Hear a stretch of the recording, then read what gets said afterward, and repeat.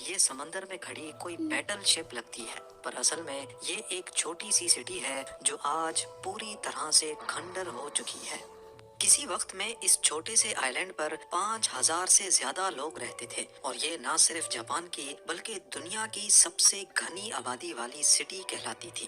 یہاں اپارٹمنٹس تھے جن کا کنکریٹ اب گل سڑ چکا ہے، ان میں لوگوں کا سامان آج تک موجود ہے۔ ایسا معلوم ہوتا ہے کہ شاید یہاں رہنے والے سب کچھ ایسے ہی چھوڑ کر یہاں سے بھاگے ہیں۔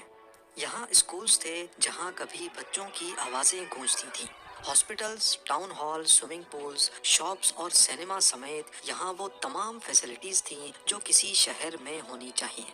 پر آج یہ پورا آئی لینڈ، پورا شہر کسی ویران گھوسٹ ٹاؤن کی شکل پیش کرتا ہے۔ لیکن آخر کیوں؟ کیوں یہاں رہنے والے ہزاروں لوگوں میں سے آج ایک بھی یہاں نہیں رہتا؟ یہاں ایسا کیا ہوا تھا کہ جاپان نے 35 سالوں تک ٹورسٹ کو اس آئی لینڈ پر جانے ہاشیما کہا جاتا ہے، جو جاپان کے شہر ناگاساکی سے 15 کلومیٹر دور ساؤتھ چائنا سی میں موجود ہے۔ کیونکہ اس آئی لینڈ کی شکل ایک بیٹل شپ جیسی ہے، اسی وجہ سے اس کو بیٹل شپ آئی لینڈ بھی کہا جاتا ہے۔ سمندر کے اس حصے میں قریب 500 ایسے آئی لینڈ ہیں جن میں کوئی آبادی نہیں، لیکن ہاشیما کی کہانی ان سے کافی الگ ہے۔ دیکھا جائے تو دوسرے آئی لینڈز کافی ہرے بھرے ہیں، لیکن ہاشیما آئی لینڈ سمندر سے ابھرا ہوا ایک بہت بڑا پتھر ہے جہاں پر پلانٹیشن نہ ہونے کے برابر ہے۔ ہاشیما آئی لینڈ نے اپنے وقت میں جاپان کی اکنامی کو بوسٹ کرنے میں بہت بڑا رول پلے کیا تھا، اور اس کی سب سے خاص بات تھی کول مائننگ۔ پچھلے 150 سالوں کی ہسٹری میں اس آئی لینڈ کے قریب سمندر کے باٹم سے 1,65,00,000 ٹن کوئلہ نکالا گیا تھا۔ اتنا زیادہ کوئلہ آج پورے انڈیا کو 1 مہینے تک اور پاکستان کو 10 مہینے تک الیکٹریسٹی پروڈیوس کر کے دے سکتا ہے۔ 1800s میں ہاشیما سے تھوڑا ہی دور ٹاکاشیما آئی لینڈ پر رہنے والے لوگوں کو زمین پہ بکھرا ہوا کوئلہ ملا تھا۔ پہلے تو ان کو اس کی خاصیت پتہ نہیں تھی، لیکن پھر کوہیتا نام کے ایک آدمی کو ایکسیڈنٹلی اس کی ہیٹنگ پراپرٹیز کا پتہ چل گیا۔ اس دن کے بعد سے ٹاکاشیما آئی لینڈ کے لوگوں نے زمین پر بکھرے ہوئے کوئلے کو اکٹھا کرنا شروع کر دیا، جس سے وہ اپنے گھروں کو گرم رکھتے تھے۔ دیکھتے ہی دیکھتے 1850 میں ناگاساکی ایک انٹرنیشنل شپنگ پورٹ بن چکا تھا۔ امریکہ اور چائنا کے درمیان یہ ایک اسٹاپ اوور پورٹ تھا جہاں پر انٹرنیشنل کارگو سیلنگ شپس رکتی تھیں۔ ویسٹرن کنٹریز یعنی گریٹ برٹن اور یو ایس اے اپنی سیلنگ شپس کو اسٹیم انجن سے ریپلیس کر رہے تھے، جن کو چلانے کے لیے ایک ہی چیز کی ضرورت تھی، اور وہ تھا کوئلہ۔ جب وہ شپس ناگاساکی پورٹ پر آ کر رکتی تھیں تو ان کو ری فیولنگ کے لیے کوئلے کی ضرورت پڑتی تھی، اور یہ کوئلہ ناگاساکی سے تھوڑا ہی دور ٹاکاشامی آئی لینڈ پر بکھرا ہوا تھا۔ جب کوئلے کی ڈیمانڈ بڑھتی گئی تو اب آئی لینڈ کے لوگ اس کو بیچنے کے لیے زمین سے نکالنے لگے۔ دیکھتے ہی دیکھتے ٹاکاشامی کے سرفیس پر سے کوئلہ ختم ہو گیا۔ تبھی انہوں نے آس پاس کے آئی لینڈز کا رخ کیا، جس میں ہاشیما واحد ایسا آئی لینڈ تھا جس میں کافی زیادہ کوئلہ تھا۔ اس وقت کوئلے کو نکالنے کے لیے اولڈ اسکول طریقے استعمال کیے جاتے تھے، جس میں زیادہ تر ہاتھوں کا استعمال ہوتا تھا۔ اب بڑھتی ہوئی کول ڈیمانڈز کو پورا کرنے کے لیے ہاتھوں کا استعمال ناکافی تھا۔ اسی لیے 19 سینچری میں مٹسوبیشی نے ہاشیما آئی لینڈ خرید لیا۔ اس وقت مٹسوبیشی ایک شپنگ مال ناکافی تھا، اسی لیے 19 سینچری میں مٹسوبیشی نے ہاشیما آئی لینڈ خرید لیا۔ اس وقت مٹسوبیشی ایک شپنگ کمپنی تھی جس نے ہاشیما آئی لینڈ پر پراپر کول مائننگ سٹارٹ کرنے کا فیصلہ کیا۔ مٹسوبیشی نے یہاں ورکرز کے لیے گھر بنائے اور پورے آئی لینڈ کو سمندری لہروں سے بچانے کے لیے ایک سی وال بھی بنائی۔ یہی وجہ ہے کہ آج یہ آئی لینڈ ایک شپ کی شکل جیسا دکھتا ہے۔ 1916 میں یہاں 3,000 ورکرز رہتے تھے جو سال میں 150 ٹن کوئلہ زمین سے نکالتے تھے۔ ہاشیما آئی لینڈ کے چھوٹے سائز کی وجہ سے یہاں رہنے کی جگہ کافی کم تھی، لہٰذا مٹسوبیشی نے یہاں کنکریٹ ریزیڈینشل کمپلیکس بنایا تاکہ زیادہ سے زیادہ ورکرز یہاں اپنی فیملیز کے ساتھ رہ سکیں۔ یہ اس وقت جاپان کی سب سے بڑی کنکریٹ بلڈنگ ہوا کرتی تھی، لیکن یہ پھر بھی ورکرز کے رہنے کے لیے کافی چھوٹی تھی۔ اس کے بعد ہاشیما آئی لینڈ پر ورکرز کی تعداد بڑھتی گئی اور مٹسوبیشی یہاں نئے کمپلیکس بھی بناتا چلا گیا۔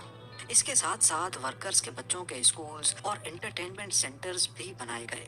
1941 में हशीमा आइलैंड पे कोयले की प्रोडक्शन सालाना 4,10,000 टन तक जा पहुंची, जो कि दिन ब दिन बढ़ती जा रही थी।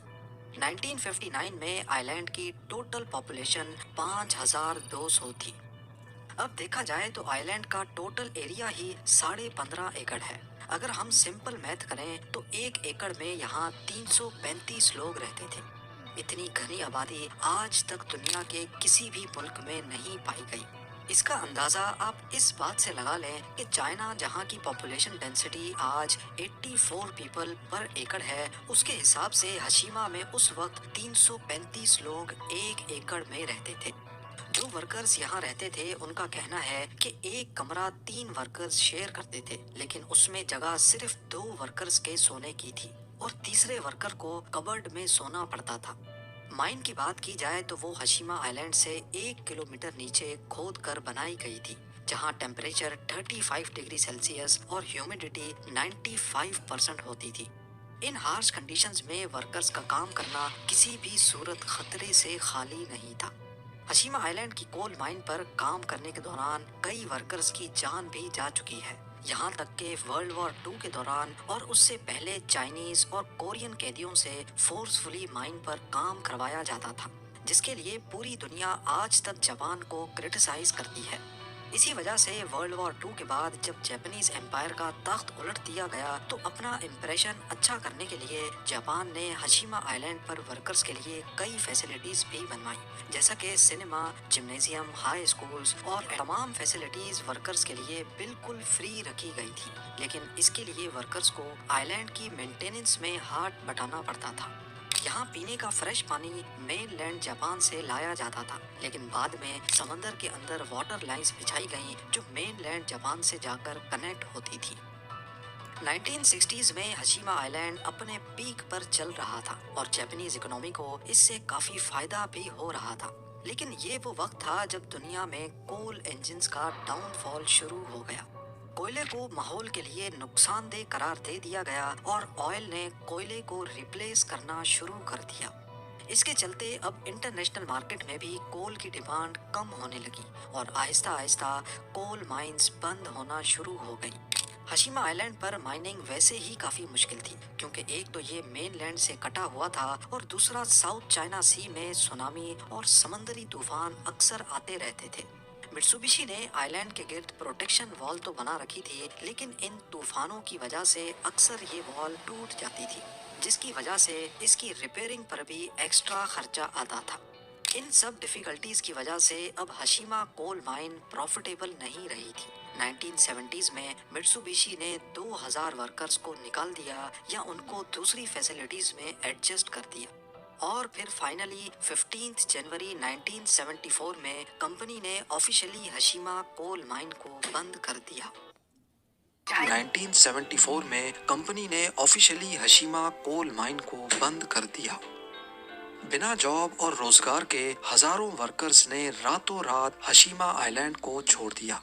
हशीमा आइलैंड की हिस्ट्री में इंसानों की पूरी एक नस्ल यहाँ बड़ी हुई थी, लेकिन वो सारी यादें उनको यहीं छोड़कर जाना पड़ा। आज हशीमा साउथ चाइना सी में एक भूला हुआ खंडर आइलैंड का मंजर पेश करता है।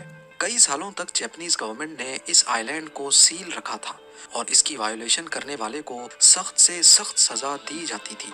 कई लोगों का कहना था कि जापान यहाँ फोर्स्ड लेबर कैंप्स की असल हकीकत दुनिया से छुपाना चाहता है, लेकिन जापान का कहना था कि ये रूल उन्होंने आइलैंड पर चोरी रोकने के लिए बनाया है। हशीमा को 21st सेंचुरी में दोबारा से डिस्कवर किया गया और गोस्ट टाउन की शक्ल में ये काफी फेमस भी हो गया, खास तौर पे उनके बीच जो घोस्ट टाउन्स या खंडरात देखने के शौकीन थे। 2005 में जापान ने हशीमा आइलैंड को ऑफिशियली टूरिस्ट के लिए खोल दिया।